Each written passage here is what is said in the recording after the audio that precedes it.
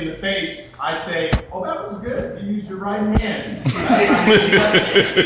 I find a reason to make it good. Why wouldn't you allow Paul to kill Christians, people who did not believe or become Christians? Why would he allow it? Yeah. Now, here's the interesting thing.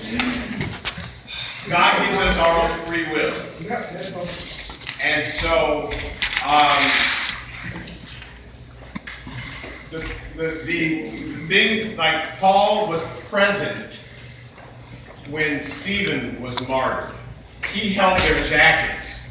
Because I don't know if you see somebody might get in a fight and they go, here, hold my jacket.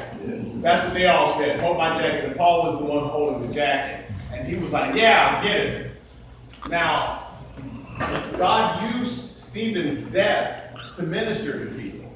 So some things that God allows, we think, well, that's terrible. But actually, God knows that he's using it for good, ultimately. Now, God doesn't make anybody do anything. He always gives us a choice.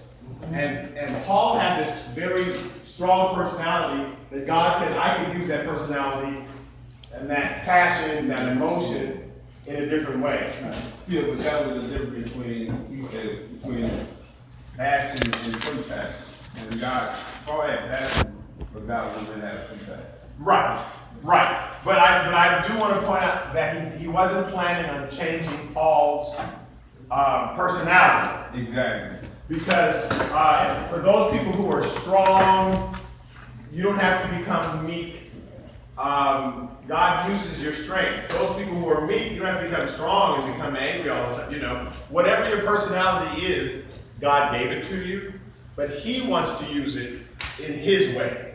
Amen. In his timing. And so Paul was very aggressive, and God used that aggressiveness because no one else was going to go where Paul was sent to go. So way back, we're in chapter 18 right now, but way back in chapter 16, Paul had been ministering in the Middle East. In the middle, right between Asia on one side and Europe on the other.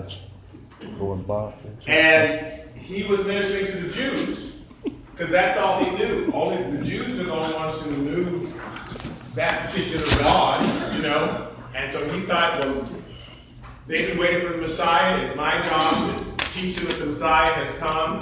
But the Jews did not like what Paul had to say. So they were constantly rejecting him. Now, when Jesus appeared to Paul on the road to Damascus, and then he was blinded, and then he sent Ananias, not the Ananias of Sapphira, a different Ananias. He sent Ananias to pray for him. Ananias prophesied over him and said, I am sending you to the Gentiles, kings, and all Judea. He didn't say the Jews, but he said, I'll be sending you all around Judea. But I'll be sending you to the Gentiles. That didn't make sense to Paul. No Gentiles had ever been saved, ever.